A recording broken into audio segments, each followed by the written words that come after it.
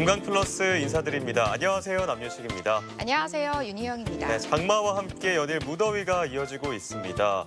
한낮에 밖에서 활동하시는 분들은 온열 질환을 주의하셔야겠는데요. 특히 이런 폭염을 피해야 되는 분들이 있죠. 바로 심장이 약한 분들입니다. 맞습니다. 날씨가 무더울수록 심혈관계 질환으로 입원하시는 분들이 늘어나고 있는데요. 이 무더위로부터 심장을 보호하는 법 저희가 몇 가지 정리를 해보니까요. 우선 식사는 가급적이면 가볍게 하시는 게 좋고요. 이 수박이나 오이 같은 수분이 풍부한 과일이나 채소를 수시로 챙겨 드시는 게 좋다고 합니다. 네, 또 하루에 물은 1.5에서 2리터 정도는 섭취하시는 게 좋은데요. 간혹 가다가 이 맥주를 마시면서 수분을 섭취한다 생각하시는 분들이 계신데 알코올 성분은 오히려 수분을 배출을 유도하기 때문에 이런 점들은 참고하시면 좋겠습니다.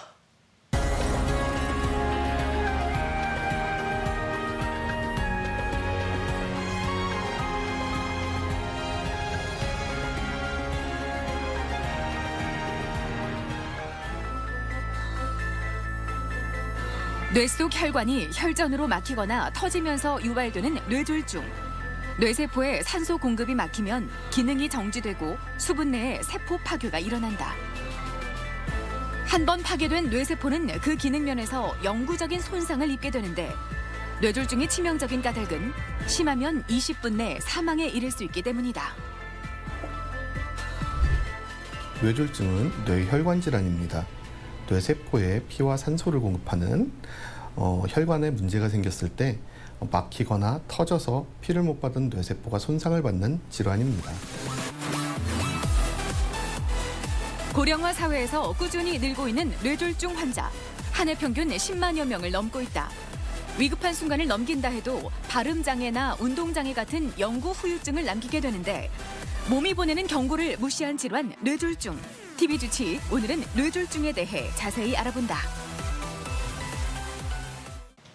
네, 인구의 90% 이상이 살면서 한 번쯤 두통을 경험하기 마련입니다. 근데 머리가 아플 때 간단히 진통제로 해결을 하거나 검사를 해도 큰 이상 징후가 없어서 쉽게 지나치기 쉬운데요. 이 두통이 발생하는 경우에 이런 증상들이 뇌혈관 질환의 전조 증상일 수 있다고 해요. 맞습니다. 여름철에 주의해야 할 질환이 앞서 말씀드렸던 심혈관 질환과 더불어서 뇌졸중이라고 하는데요. 오늘 이 시간에는 예고 없이 찾아올 수 있는 이 뇌졸중에 대해 자세히 살펴보도록 하겠습니다. 네, 도움 말씀 위해서 건양대학교 병원 신경과 김유석 교수님 나오셨습니다. 안녕하세요. 안녕하세요. 네, 이 뇌졸중의 위험성 사실 많은 분들이 익히 들어서 알고는 계시는데요. 이 뇌졸중의 정확한 질환 그리고 또 얼마나 위험한지부터 좀 짚어주실까요?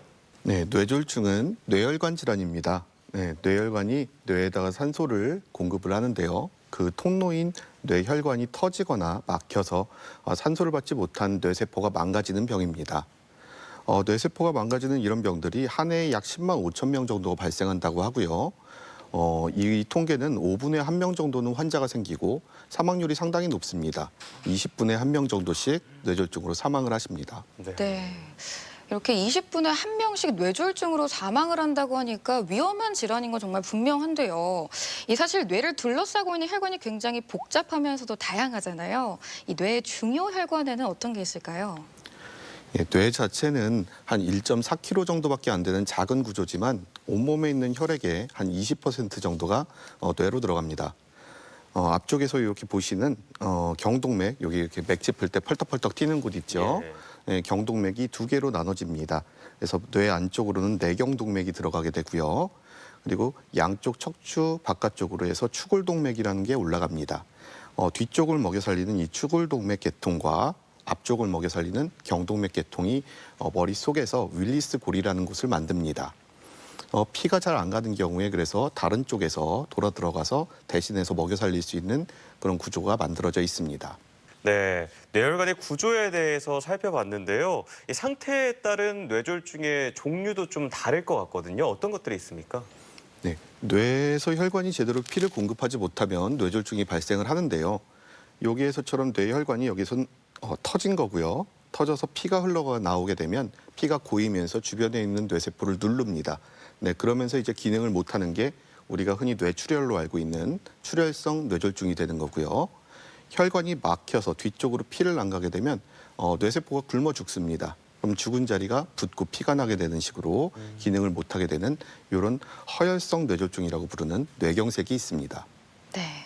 자, 그럼 먼저 뇌경색에 대해서 한번 살펴볼 텐데요. 방금도 말씀해 주셨지만 허혈성 뇌졸중이라고 하셨는데 이거는 어떤 건가요? 네, 혈관이 막히는데요. 혈관이 어떤 게 막히는지에 따라서 분류가 좀 됩니다.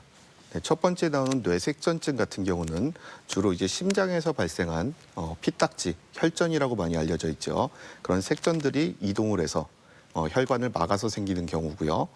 이런 것들을 일으킬 수 있는 거는 심장에서 뭐 부정맥이 있다던가 판막 질환이 있는 경우에는 이런 경우에 해당이 되고요. 혈관 자체에 동맥경화가 쌓여서 혈전이 혈관에서 발생하는 경우들도 있습니다. 이런 경우를 뇌혈전증이라고 하고요. 뭐 앞에 혈관 구조에서는 나오지는 않았지만 무수히 많은 그런 작은 혈관들에 이런 곳에서 혈전이 생기는 열공경색도 있습니다.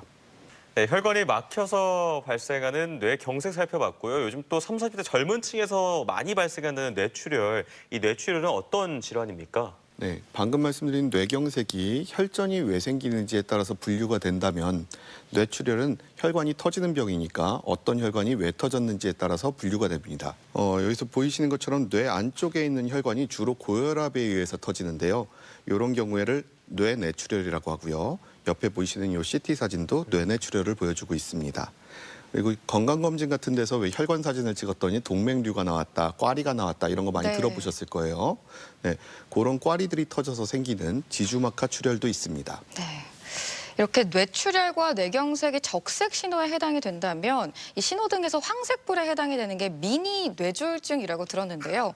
이게 이름이 보니까 일과성 뇌허혈 발작이라고 하더라고요. 이거는 어떤 건가요? 네, 이름이 일단 어렵죠. 네. 일과성 뇌허혈 발작. 그러니까 일시적으로 뇌에 피가 제대로 가지 않는 그런 발작이 일어났다. 발작이라고 하는 건 있다가 없어지는 걸 말하잖아요. 그러니까 쉽게 생각해서 갑작스럽게 무슨 팔다리에 마비가 오고 입이 돌아가고 이런 것들이 있었는데 조금 쉬다 보니까 나아졌다든가 아니면 자고 일어나니까 괜찮아졌다든가 뭐 이런 경우에는 쉽게 병이 나았구나 이렇게 생각을 하실 수가 있습니다. 네. 근데 하지만 어떤 이유에서든지 간에 뇌가 일시적으로 기능을 잃었다는 거는 기능을 잃게 만든 원인은 남아있는 거잖아요. 네, 실제로 대부분의 경우에 이런 경우에 응급실 가셔서 사진 찍어도 사진에서도 아무것도 안 나옵니다. 네, 그러니까 사진에서도 증거가 없고 증상도 없어지니까 간과하기가 굉장히 쉽지만 이런 분들의 중요한 점은 원인이 남아있기 때문에 얘들을 제대로 처리를 하지 않으면 일주일 안쪽에 뇌졸중으로 재발하는 경우가 굉장히 많습니다. 네, 따라서 증상이 갑자기 사라졌다고 해서 방심하지 마시고 이런 것들이 있으시면 바로 응급실로 달려가시길 바랍니다. 네, 설명 듣고 나니까 이 미니 뇌졸중은 일시적으로 잠깐 증상이 나타났다가 사라지기 때문에 또 많은 분들이 모르고 지나치기 쉬울 것 같아요. 네. 그래서 위험해 보이기도 합니다. 사실 뇌졸중을 일으키는 위험 인자들이 참 다양하게 존재를 하는데 어떤 기저질환이 있는 분들은 더 위험하실 수도 있을 것 같고요. 그럼 위험 인자에는 어떤 것들이 있을까요? 네, 다양한 인자들이 있는데요. 일단 우리가 중요하게 생각해야 되는 건 교정이 가능한 인자를 살펴보는 거겠죠. 우선 뇌졸중을 잘 일으키는 인자에는 연령이라든가 가족력 또는 인종과 같은 우리가 조절할 수 없는 요인들이 있습니다. 근데 이거는 저희가 어쩔 수 없는 거고요. 우리가 건강검진 많이 해가지고 찾으려고 하는 대부분의 질환들이 여기에 속합니다. 고혈압이나 당뇨, 고지혈증, 또 앞에 말씀드린 것 같은 부정맥 같은 그런 심장 질환들, 또 결합 조직 질환이라든가 자가 면역 질환 같은 여러 가지 질환들이 뇌졸중을 일으킬 수 있는 요소이기 때문에 평상시에 늘 하고 계신 겁니다. 건강검진에서 뭐 기저질환들 찾고 그거 관리해 나가시는 게 본인도 모르게 뇌졸중을 관리하고 계신 겁니다. 네. 이 교정 가능한 인자, 불가능한 인자 이렇게 나눠주셨는데요. 사실 생활 습관에서 빚어지는 위험한 요소들도 있을 것 같아요. 이건 어떤 것들이 좀 있을까요? 네, 건강검진이 앞에 말한 그런 기저질환을 다루는 거라면 이것도 역시 마찬가지로 많은 분들이 알고 실천하고 계시는 내용입니다. 누구나 다 알고 있죠. 흡연을 하시면 몸에 안 좋고 운동이 부족하면 몸에 안 좋고 비만 안 좋습니다. 저도 좀 살을 빼야 되는데 네. 네, 그리고 과음을 하시면 당연히 안 좋고요. 식습관이 나쁘면 마찬가지로 건강에 위해 요소를 일으킵니다. 마찬가지로 이런 것들은 뇌졸중에도 위험 인자가 되기 때문에 평상시에 잘 하고 계시는 건강 검진과 건강 관리를 힘써 주시면 자연스럽게 뇌졸중도 예방하는 길입니다. 네, 인자들을 보니까 뭐 스트레스, 식습관, 운동 관련된 거 저도 몇 가지 해당하는 것 같아요. 네, 희영 씨도 저도요. 그렇죠. 많이 해당되네요. 네, 근데 이런 것들이 인자가 있어도 사실 뇌졸중이라는 게 갑자기 찾아오기 마련이다 이렇게 생각하기 쉬운데 아무래도 내 몸에는 갑자기 이렇게 나타나더라도 이렇게 신호를 계속 보내잖아요. 그런 게 바로 전조 증상이라고들 하는데 이 뇌졸중의 전조 증상에는 어떤 것들이 있습니까? 흔히들 알려져 있는 거와는 달리요. 사실 뇌졸중은 전조 증상이라는 게 없는 경우가 더 많습니다. 네, 혈관이 막히거나 터진 순간에 갑자기 증상이 나타나는 경우가 많기 때문에 일단 없던 증상이 갑자기 생기면 일단 안 좋은 거예요. 네, 어디나 마찬가지입니다. 그런 것들은 갑작스럽게 생긴 증상들은 혈관 질환을 의미를 합니다. 혈관이 막히거나 터진 순간 그때 꽝 하고 증상이 나오는 경우가 제일 많고요. 이런 증상들이 있습니다. 한쪽 팔다리에 힘이 없거나 감각이 둔하다. 아까 왜 혈관 설명드릴 때도 양쪽으로 혈관이 나눠져 있다고 말씀드렸죠. 네. 동시에 같은 혈관이 양쪽에서 영향을 받는 경우는 굉장히 드물기 때문에 주로 한쪽으로 나타나는 경우들이 많습니다. 그래서 한쪽으로 팔다리에 힘이 없거나 또는 감각이 둔해지거나 말을 하지 못하거나 발음이 어눌해지거나 또는 균형이 잘 안 맞는 거예요. 어지러우면서 한쪽으로 자꾸 기운다던가 한쪽 눈이 안 보이거나 아니면 두 눈에 이 싱크가 안 맞는 겁니다. 그래서 두 개로 겹쳐 보이거나 아니면 시야의 일부가 손상이 오거나 또는 심한 두통이 갑작스럽게 있으면서 속이 울렁거리고 토해요. 네, 이런 경우는 뇌압이 올라가는 경우일 수 있기 때문에 이런 증상들이 갑자기 있을 때는 반드시 응급실을 방문하셔야 됩니다. 네. 이런 증상들이 진짜 나타나면 빨리 병원을 좀 찾아보셔야 될 것 같은데요. 제가 오늘 좀 공부를 하다 보니까 이 뇌졸중 징후를 체크할 수 있는 체크법 같은 게 있더라고요. 보니까 FAST 그 체크법이라고 하는데 뭐 어떻게 빠르게 한번 설명을 좀 해주실까요? 네. 이게 그 미국 심장 뇌졸중 학회에서 시행했던 캠페인인데요. 네. 패스트가 각각 그 약자를 앞 글자를 따서 지어진 이름입니다. 운을 한번 띄워주시겠어요? 어떻게 F? 네, 페이스를 말합니다. 이거는 안면마비를 말을 하는데요. 얘들을 체크하는 방식은 뭔가 좀 이상하다 싶을 때 웃어보라고 하는 겁니다. 입꼬리를 이렇게 올려보라고. 네, 또는 발음을 지어준 아 같은 발음을 해봤을 때 네. 양쪽의 대칭이 안 맞는다. 그러면 이상한 거예요. 이런 거는. 네, 그게 해당이 되고요. 다음이요. A. 네, A는 암입니다. 네, 팔을 말하는 거죠. 네. 좌측 편마비가 왔다던가 이럴 때 주로 이제 팔다리가 같이 오는 경우가 많습니다만 팔 쪽이 훨씬 더 정교한 움직임을 하기 때문에 마비 증상이 심하게 나타나는 경우가 많고요. 더 특징적입니다. 체크하는 방식은 양쪽 팔을 같이 이렇게 앞으로 어깨 높이로 들어보는 겁니다. 그래서 한 네. 10초 정도를 버텨보라고 하고요. 네, 그랬을 때 마비가 어느 정도 있을 때는 얘들이 이렇게 떨어지겠죠. 네. 그래서 제대로 자세 유지가 안 된다거나 마비가 약한 경우에는 이 자세가 별로 편한 자세가 아닙니다. 네, 우리 몸은 원래 이게 편하거든요. 네. 그래서 마비가 약한 경우에는 한쪽 팔이 마비 있는 쪽이 이렇게 돕니다. 네. 그래서 양쪽에 차이가 있는지를 확인하시는 게 A 항목이 되겠습니다. 네. 그리고요. 다음으로는 S. 네, S는 스피치인데요. 네, 말을 반복하기가 어렵고 말투가 어눌한지 확인하는 거. 구음장애 말이 어눌해졌어요 이러면서 많이 오시잖아요. 네. 뭐를 시켜보는 겁니다. 그래서 좀 긴 문장, 대전 MBC 사랑해요 이런 거 시켜보고 네, 어렵네요, 그렇죠? 네, 시켜보고 뭔가 발음이 평소처럼 되지가 않는다던가 아니면 발음이 좀 뭉개진다던가 이런 거를 확인하고요. 또 반복적인 단어를 계속 되뇌어 보게 시킵니다. 건강 플러스, 건강 플러스, 건강 플러스. 네, 그래서 뭔가 파탄이 일어나는 경우는 이런 구음 장애를 의심할 수가 있습니다. 마지막으로요. 마지막입니다. T. 네, 제일 핵심입니다. 어떤 증상이든지 간에 뭔가 증상이 있을 때는 시간을 지체하지 마시고 빨리 병원을 방문하시라는 게 이 캠페인의 핵심 내용입니다.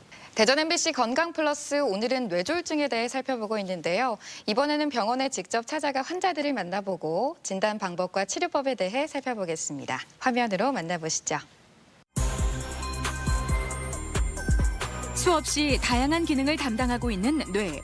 뇌혈관이 막히거나 터져서 뇌 일부분이 죽게 되면 그 부분을 담당하던 기능에 장애가 발생하고 심하면 사망에까지 이른다. 주로 노인성 질환으로 여겨졌던 뇌졸중. 특히 뇌경색은 증상이 일시적으로 나타났다가 사라지는 경우가 많아 자각이 어렵다. 어디가 불편해서 오셨어요? 지금은 괜찮은데 어제 한 1시간 반 정도 오른쪽 팔이 잘 안 들려서 방문하게 되었습니다. 팔이 들리지 않는 게 어느 정도였고 그리고 몇 분 정도 지속됐습니까? 팔은 아예 움직이지 않을 정도로 들지 못했었고 1시간 반 정도 시간은 지속되었습니다. 그런 증상이 있어가지고 응급실까지 왔다가 왜 치료 안 받고 그냥 가셨어요? 시간이 조금 지나니까 또 괜찮아져서 그냥 돌아가게 되었습니다. 일과성 대뇌 허혈이라 불리는 미니 뇌졸중은 뇌에 공급되는 혈액량이 줄어들어 뇌 손상과 함께 뇌졸중 증상이 나타나지만 하루 안에 사라지는 특징이 있다. 아주 작은 범위에서 발생하는 뇌경색을 의미한다. 이 환자는 일과성 대뇌 허혈이 추정되는 환자입니다. 혈관이 한번 막혔지만 뇌세포가 죽기 전에 다시 저절로 뚫려버린 그런 케이스입니다.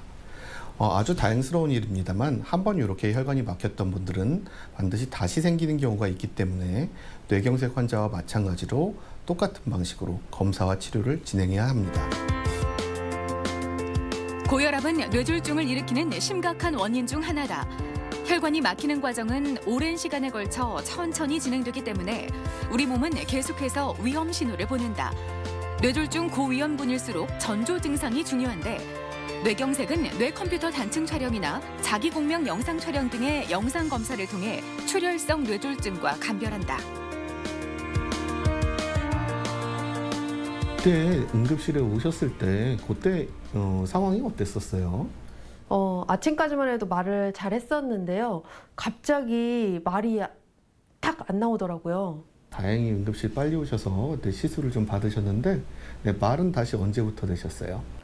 그날 저녁부터 좀 말이 잘 나왔던 것 같아요. 퇴원하신 다음에 금주 금연은 잘 되고 있어요? 원래 담배는 안 폈고요. 술은 그 이후로 안 먹고 있습니다. 1분 1초를 다투는 뇌혈관 질환. 가족력이 있거나 뇌졸중 위험 인자를 가지고 있는 경우 전조 증상에 더욱 예민하게 반응해야 하는데 대부분의 경우 몸이 보내는 신호를 단순 증상이라 여겨 골든타임을 놓치는 경우가 많다. 이 환자 같은 경우는 혈관이 막혀서 큰 뇌경색이 생기셨었는데 아주 빨리 응급실을 내원하셔서 혈관을 저희가 시술을 통해서 재개통해드린 분입니다. 세포가 죽기 전에 피가 잘 가는 길을 개통을 했기 때문에 후유장애 없이 잘 회복이 되셨습니다. 그리고 재원 중에 검사를 통해서 왜 생겼는지에 대해서 파악을 했기 때문에 그거에 맞춘 예방약을 드시고 금주 금연 등의 생활습관 교정을 하시면서 경과를 보셔도 될 것 같습니다. 뇌졸중 치료는 그야말로 시간과의 싸움이다. 최근 의료기술의 발달로 뇌혈관을 3차원 영상으로 볼 수 있는 뇌혈관 조영술이 널리 시행되고 있다. 뇌혈관 조영술은 복잡한 뇌혈관을 정밀하게 보는 것뿐 아니라 뇌혈관 뒷부분에 발생한 질환까지 정확하게 진단할 수 있는데 특히 음주와 흡연을 하는 50세 이후의 남성이라면 뇌혈관 검사가 필요하다. 뇌세포가 손상이 되면 그 손상된 뇌세포는 재생이 되지가 않습니다. 그렇기 때문에 손상된 뇌세포가 원래 하고 있던 역할이 안 되는 게 후유장애로 남게 됩니다. 그래서 어떤 분들은 팔다리가 마비가 오고요. 입이 돌아가고 말씀을 잘 못하시는 그런 후유장애를 남기는데 따라서 뇌세포가 완전히 손상이 되기 전인 최소 5시간 안쪽에 첫 치료가 들어가야지 손상되는 기전을 최소화할 수 있습니다. 뇌졸중 치료는 시작이 빠를수록 회복이 빨라진다. 최소 5시간 이내에 첫 치료를 받지 않으면 치료 기회의 90% 이상을 상실하게 되는 뇌졸중. 한번 괴사하면 이전 상태로 되돌릴 수 없는 것이 바로 뇌 조직이다. 죽어가는 뇌를 살릴 수 있는 생명의 시간 골든타임. 최고의 골든타임은 예방이다. 네, 병원에 직접 찾아가서 환자 만나보고 자세한 이야기 들어봤습니다. 자, 지금부터는 뇌졸중의 진단법 살펴볼 텐데요. 이 골든타임이 중요하다들 얘기하는데 진단 어떻게 내려지는지 좀 설명을 해주실까요? 네, 뭐 증상들을 이렇게 들으셨을 때도 굉장히 애매하죠. 그리고 어렵습니다, 내용이. 근데 심지어 의사분들도 이쪽 신경계를 보시는 분들이 아니면 사실 잘 눈치 못 채고 제대로 체크가 안 되는 경우도 많거든요. 네, 그래서 반드시 전문 의사가 필요합니다. 그래서 신경과나 신경외과 선생님이 계신 그런 병원을 찾으셔갖고 검사들을 진행하게 되는데요. 네, 일단 뭐 요즘 우리나라 사진 너무 잘 돼 있기 때문에 CT나 MRI 또는 뇌혈관이 막히거나 터졌다면 어디가 막히고 터졌는지 알아야 되겠죠. 그래서 혈관 조영술이라든가 그런 초음파들을 통해서 막힌 부분들을 확인을 합니다. 여기 사진에서 보시면 여기 같은 경우는 오른쪽 뇌에 큰 뇌경색이 생긴 거고요. 여기 사진에서는 같이 중대뇌동맥 이쪽이랑 차이가 나죠. 네, 이쪽이랑 여기는 이렇게 혈관들이 구조가 잘 돼 있는데 이쪽은 끊겨 있습니다. 네, 이 혈관이 막혔을 때 뒤쪽이 죽어버린 것이 이렇게 MRI상에서는 이렇게 보입니다. 네. 아까도 사실 말씀드렸지만 뇌졸중이 시간과의 싸움이잖아요. 이게 발생을 하면 늦어도 몇 시간 내에는 병원을 찾아야 한다. 이게 몇 시간일까요? 정답은 뭐 빠르면 빠를수록 좋다입니다. 네. 왜 우리 심폐소생술 많이 배우시잖아요. 네, 심폐소생술 지체하지 말고 빨리 해야 되는 이유가 뇌가 아주 그 산소가 안 가는 그런 데미지에 취약하기 때문인데요. 빠르면 15분 이후부터는 이게 뇌세포가 죽기 시작한다고 돼 있어요. 네, 당연하지만 뇌세포가 덜 죽었을 때 빨리 혈관을 재개통하거나 뒤쪽으로 눌리는 것들을 막아주거나 해서 뇌세포가 최대한 손상되는 걸 막아줘야 합니다. 그래서 권고하고 있기로는 증상 발견한 다음에 1시간 내에 병원에 도착하시라고 권해드리고 있고요. 최소 5시간 안에 치료하지 않으면 치료기에 즉 뇌세포가 90% 이상 죽어버립니다. 이 한 번 죽은 뇌세포들은 이렇게 살이 파였을 때 새살이 돋아나고 이런 것처럼 재생이 되는 게 아니고 한 번 죽은 뇌세포들은 그냥 죽은 채로 남아있기 때문에 그 죽은 자리가 원래 하던 역할이 안 되는 게 후유장애로 남게 되는 거고요. 그래서 이런 후유장애를 줄이고 삶의 질을 지키는 유일한 방법은 빨리 병원을 가시는 겁니다. 네, 한 번 죽은 뇌세포는 절대 다시 살릴 수 없다. 네. 뭔가 경각심이 드는데요. 그만큼 빠른 대처가 중요할 것 같은데 응급 치료가 어떻게 이루어지는지도 궁금하거든요.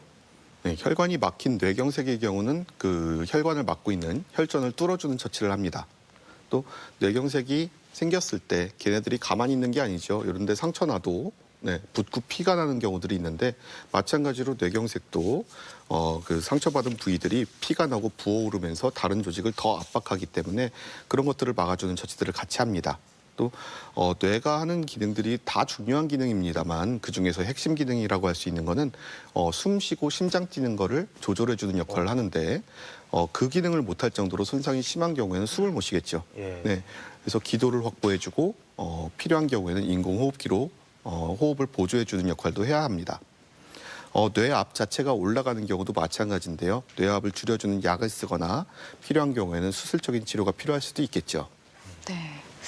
그러면 이 생사를 다투는 뇌경색이나 뇌출혈의 경우 이 초급성기에는 어떤 치료를 좀 받아볼 수 있을까요? 네, 가급적 빨리 병원을 오시라는 이유가 이 초급성기 치료를 할 수가 있기 때문인데요. 네.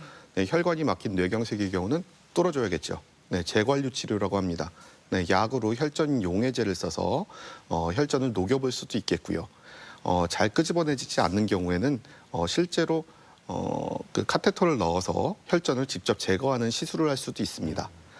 반대로 혈관이 터진 경우, 그러니까 뇌출혈의 경우는 지혈제를 사용해 보는 방법도 있겠습니다만 심한 경우에는 피의 양을 줄여주는 피를 빼줘야 되겠죠. 그리고 물리적으로 지혈을 해줘야 되겠고 그런 처치를 해야 될 수도 있습니다. 네, 뇌경색과 뇌출혈의 치료 방법 나눠서 살펴봤고요. 무엇보다 더 진행되지 않도록 또 합병증 없이 치료를 받는 게 무엇보다 중요해 보이는데 급성기의 치료 방법도 좀 설명해 주실까요? 네, 죽은 자리나 손상받은 뇌세포가 부어오르고 피가 날 수가 있다고 했죠. 네, 그런 것들을 억제해 주는 것도 중요하고요. 그래서 진행을 억제하는 게 중요하고요.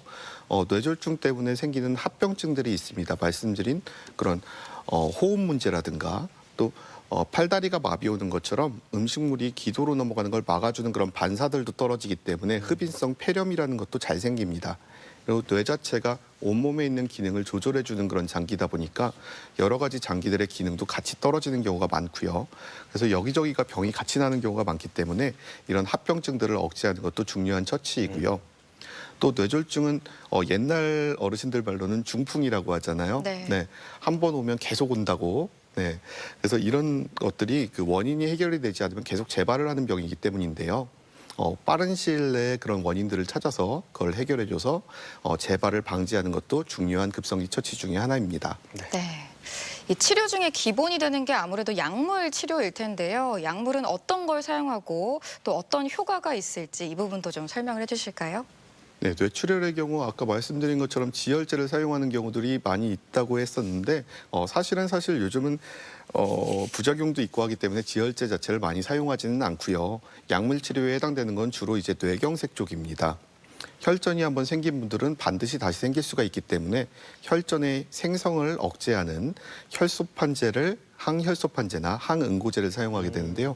왜 가끔 환자분들이나 보호자분들이 왜 혈전용해제를 먹고 있다고 하시는 분들이 가끔 네. 계시는데 사실은 혈전용해제는 초급성기 치료 때나 쓰는 굉장히 좀 위험한 약이고요. 대부분은 혈소판을 억제하는 아스피린으로 대표되는 약이죠. 네, 항혈소판제다. 좀 생소한 약일 수도 있습니다만 심장에서 문제가 되는 경우에는 와파린으로 대표되는 항응고제를 사용을 합니다. 그 외에 이런 유발 요인이 되는 고혈압이나 당뇨나 고지혈증이나 심장 질환들을 컨트롤해 주는데요. 건강검진 많이 활성화되어 있기 때문에 많이들 알고 계시는 경우가 많지만 실제로는 나는 평생 건강했는데 네, 갑자기 병이 와서 병원에 오게 됐다. 나는 아무것도 없다라고 하시지만 막상 확인해 보면 당뇨도 너무 심하시고 혈압도 조절 안 된 상태로 계속 계시는 경우가 굉장히 많으세요. 근데 이런 기저질환들은 대부분은 아주 심하지 않으면 증상이 없기 때문에 네, 무증상인 시기에 먼저 발견해서 조절하는 게 제 1번이고요. 이렇게 병이 발생한 다음이라면 그때부터라도 열심히 조절해야죠. 네. 이 다양한 약물 치료법 살펴봤고요. 그리고 또 우리가 흔히 스텐트를 박았다라고 표현하는 이 혈관 조영술이 있습니다. 협착이 일어난 부분을 확장하는 것도 많이 시행이 되고 있는데 이 부분도 좀 설명을 부탁드립니다. 네, 요즘 들어서 굉장히 많이 하고 있는 시술들입니다. 여기 이 사진들을 보시면 여기 빨간 동그라미 안에 있는 여기 경동맥이 원래 올라가야 되는데 여기가 굉장히 좁아져 있어요. 이런 경우라면 뒤쪽으로 피가 가는 것도 제한이 되고 또 여기에서 혈전이 형성이 되는 경우들도 있기 때문에 이 정도로 심하게 좁아져 있으면 해결을 해줘야 됩니다. 옛날에 많이 하던 방식으로는 왜 그 심장 안 좋았을 때 말씀하신 스텐트 그 얘기했을 때 뭐 손목 쪽으로 이렇게 들어가가지고 여기다가 스텐트 대고 나왔다 이런 거 많이 들어보셨죠? 네. 네, 방식은 동일합니다. 네, 얇은 관이 요 경동맥까지 올라가는 거예요. 경동맥까지 올라가서 끄트머리에 이제 풍선이 달려 있는 걸 확장을 해서 넓혀보는 처치들을 시도해 볼 수도 있고요. 요걸로 안 되는 경우는 다시 자꾸 좁아져가지고 유지가 안 되는 경우는 스텐트를 대가지고 고정을 시켜놓는 경우들도 있습니다. 물론 요걸로도 안 돼서 이런 수술이 필요한 경우도 있습니다만 일단 이런 것들이 잘 됐을 때는 위 사진과 비교했을 때 뒤쪽으로 올라가는 혈류가 갑자기 생겼죠. 네, 예. 이런 상태를 유지하는 게 목표입니다. 네. 이 동맥류 코일도 있는데 이건 뇌동맥류에 코일을 집어넣는 건가요? 네, 맞습니다.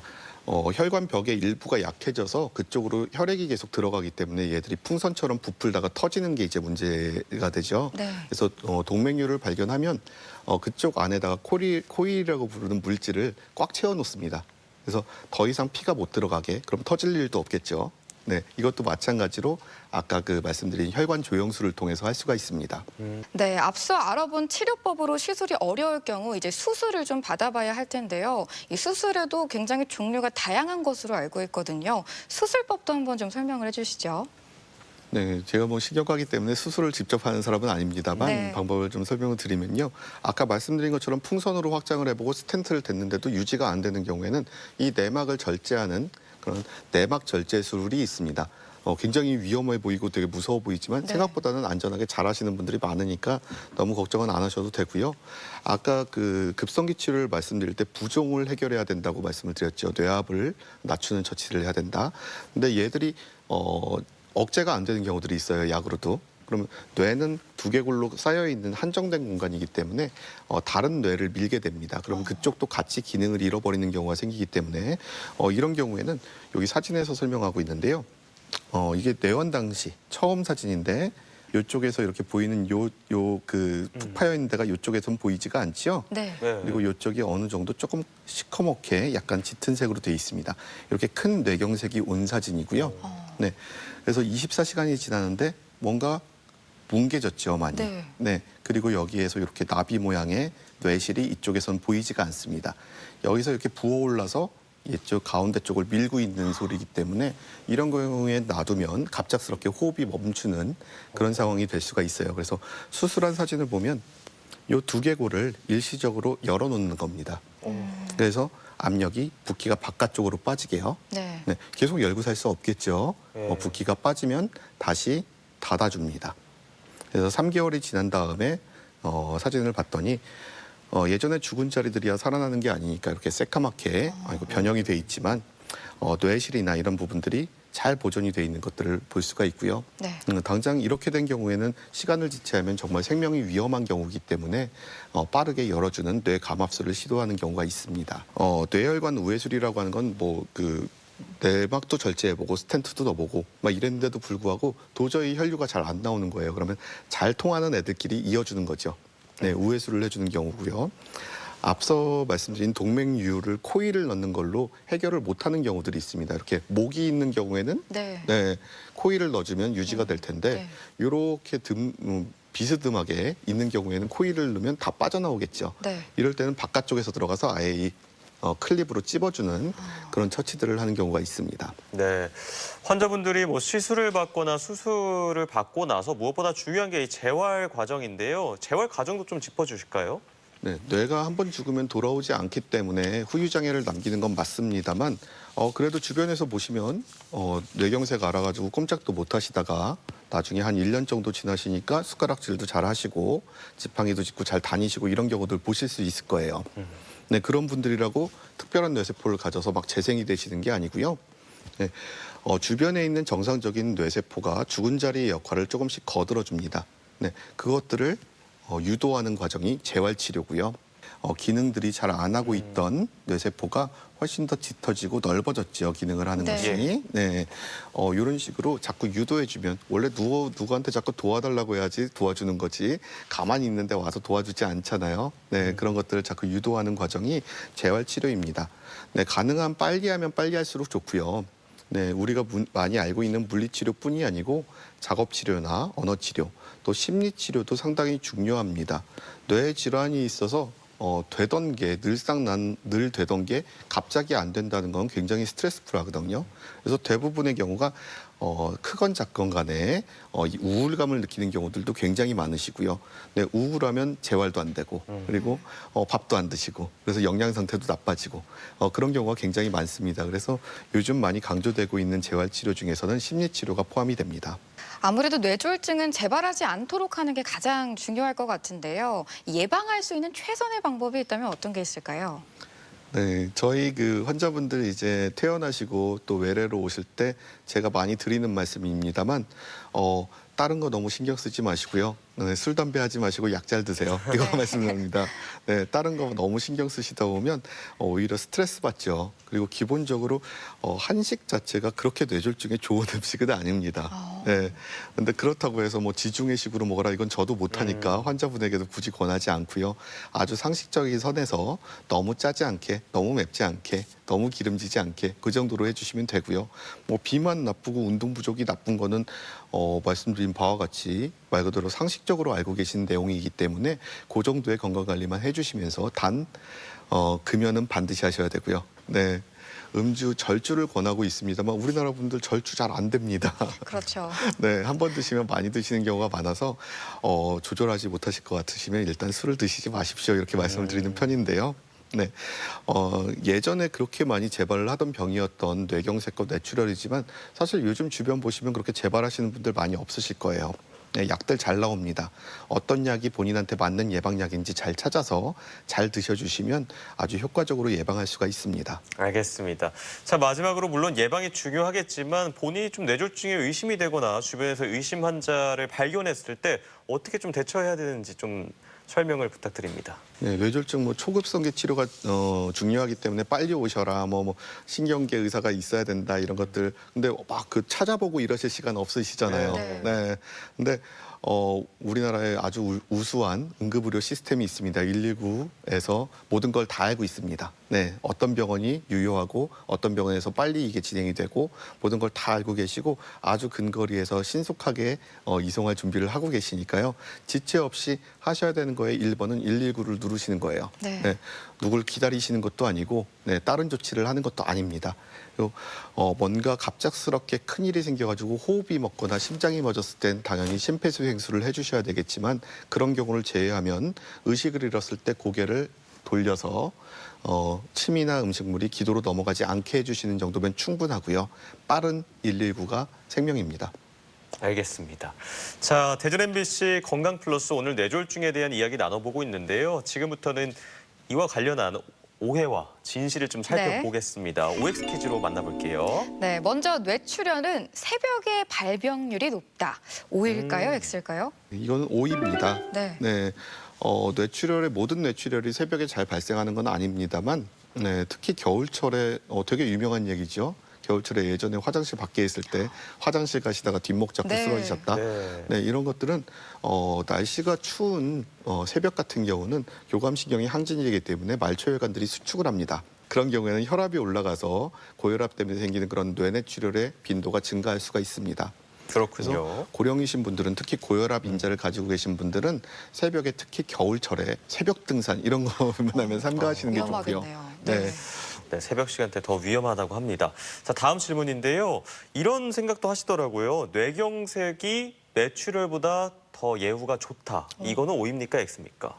요거는 세모일 것 같습니다. 네. 기본적으로 뇌출혈은 피가 터져서 부피를 갑자기 확 늘려나가는 그런 질환이기 때문에 뇌경색에 비해서 사망률이 높습니다. 굉장히 위험합니다만 뇌경색처럼 피가 제대로 안 가가지고 세포들이 영구적으로 굶어 죽는 그런 병에 비해서 눌려 있는 걸 빨리 해소해주면 훨씬 예후가 좋을 수가 있죠. 네, 그래서 후유장애 자체들은 물론 크기와 부위에 따라서 다르겠습니다만 뇌출혈이 뇌경색에 비해서 좋을 수도 있거든요. 그래서 이런 경우는 세모로 체크하겠습니다. 네. 이 다음으로 뇌졸중은 체한 것 같은 증상이 나타나기도 한다. 이건 O일까요, X일까요? 이건 O입니다. 네. 네, 드물긴 합니다만 구역과 구토 같은 그런 증상을 처음 증상으로 나타나는 경우들 흔히 볼 수가 있습니다. 네, 흔치는 않습니다. 네. 그래서 이런 경우로 생길 수가 있기 때문에 체한 증상이라고 하더라도 그냥 소화제 먹고 누워서 쉬시는 게 아니고 경과를 잘 보시는 거죠. 네, 그러다가 조금이라도 의심할 만한 다른 증상들이 발생을 한다. 일반적인 체기랑 좀 모양새가 다른 것 같다라고 하는 경우는 응급실로 빨리 오셔야 되고요. 사실 체기가 있는 것 같은 증상은 뇌졸중보다는 오히려 심근경색 같은 심장 혈관 질환들을 시사하는 소견들일 수가 있기 때문에 더욱더 조심하셔야겠습니다. 네, 알겠습니다. 다음 질문인데요. 아스피린을 복용하면 뇌졸중을 예방할 수 있다. O입니까, X입니까? 네, 세모입니다, 이거는. 네. 예, 아스피린은 굉장히 유명한 약이죠. 네, 뇌졸중이 생기는 원인에 따라서는 아스피린으로 충분히 예방이 되는 경우가 있습니다만 이렇게 유명한 약인데도 불구하고 전체 뇌경색의 한 60% 정도를 아스피린이 예방할 수가 있습니다. 일단 심장에서 생기는 건 못 맞고요. 네, 혈관에서 생기는 경우도 아스피린 단독으로 예방을 못하는 경우가 있기 때문에 난 좀 위험 인자가 있기 때문에 아스피린을 그냥 먹으면 안심이야 이런 게 아니고요. 본인한테 맞는 약을 찾으셔야 됩니다. 그건 병원과 함께 하셔야 되고요. 네. 이렇게 뇌졸중에 관한 오해와 진실을 OX로 풀어봤고요. 계속해서 시청자 여러분의 궁금증 풀어보도록 하겠습니다. 코골이를 자주 하면 뇌졸중 위험이 높다고 하던데 사실인가요? 네, 가끔씩 잠을 자다 보면 저희 가족 중에도 이제 숨을 쉬나 안 쉬나 이렇게 의심이 드는 사람들이 있거든요. 네. 이러면 깜짝깜짝 놀라잖아요. 놀라죠. 지켜보면 이제 그럼요. 그래서 코에도 막 이렇게 대보고 막 이러는데 이 코골이를 심하게 하시는 분들이 뇌졸중 위험이 높다고 또 오해하기 쉬운데 이게 사실입니까? 네, 맞습니다. 네, 코골이 자체가 구강 내에 있는 얇은 점막들이 이렇게 처져서 생기는 건데요. 이런 것들이 심해졌을 때 말씀하신 것 같은 건 수면 무호흡이 생기죠. 일시적으로 수면 중에 숨을 잘 못 쉬게 되는 건데요. 이런 것들이 딱 봐도 몸에 안 좋을 것 같잖아요. 그렇죠? 네. 고혈압, 당뇨에도 안 좋은 영향을 미치고요. 심장 질환에도 안 좋은 영향을 미칩니다. 그러면 당연하게 2차적인 혈관 질환인 심장 혈관 질환이나 뇌 혈관 질환의 위험 요소들을 올리게 됩니다. 그래서 코골이가 심하시거나 수면 무호흡이 있는 분들은 뭐 양압기를 사용하신다던가 또는 수술적인 처치 등을 통해서 반드시 교정을 하셔야 됩니다. 뇌졸중이 발생하기 전 건강검진을 통해서 뇌졸중 발생 가능성을 미리 알 수 있나요? 네, 40대가 넘으면 뇌혈관 질환을 대비해서 검사를 좀 받아보시는데 이 검사에서 뇌졸중 발생 가능성을 미리 알 수 있는지 이 점을 좀 궁금해하셨네요. 그 건강검진하고서 이제 페이퍼를 받아보실 때 무슨 뇌혈관 나이나 이런 것들을 많이 이제 적어서 나오잖아요. 네. 근데 뭐 그 어림짐작으로 보는 것뿐이지 이렇기 때문에 나는 반드시 뇌경색이 올 거다, 뇌출혈이 올 거다 이런 건 아닙니다. 근데 건강검진이 의미가 없는 건 전혀 아니고요. 네, 뇌경색이나 뇌출혈이 올 수 있는 위험 요소들, 고혈압, 당뇨나 또는 요즘 초음파도 많이 하시죠. 경동맥의 이상이라든가 혈류의 장애라든가 이런 것들을 확인해서 미리 교정할 수 있는 부분들을 충분히 교정해주면 위험 인자들을 줄여주니까요. 그러면 당연히 뇌졸중을 예방하는 길도 되겠죠. 이 끝으로 뇌졸중에 대해서 꼭 기억해야 할 점, 핵심을 한마디로 요약해 주시면 좋을 것 같은데요. 뇌졸중은 네모다. 이 네모안을 좀 세워주신다면요. 네, 네모의 크기가 얼마나인지 모르겠습니다만 저는 일단 시간과의 싸움이다라고 말씀드리고 싶습니다. 네, 거듭해서 강조드리는 말씀이지만 뭐가 발생을 하면 뭐가 의심이 되는 증상이 있으면 다른 걸 하지 마십시오. 네, 증상이 좋아지는 거는 팔다리를 주물러줘서도 아니고 수지침을 놔주셔서도 아니고 손을 따서도 아닙니다. 네, 반드시 그런 경우에는 지체하지 말고 우리나라의 우수한 그 119를 호출하셔가지고 빨리 가까운 응급실로 달려가시는 게 제일 핵심입니다. 네, 알겠습니다. 대전 MBC 건강플러스 오늘은 뇌졸중에 대해서 자세히 살펴봤습니다. 지금까지 도움 말씀에 신경과 김유석 교수였습니다. 말씀 감사합니다. 고맙습니다. 감사합니다.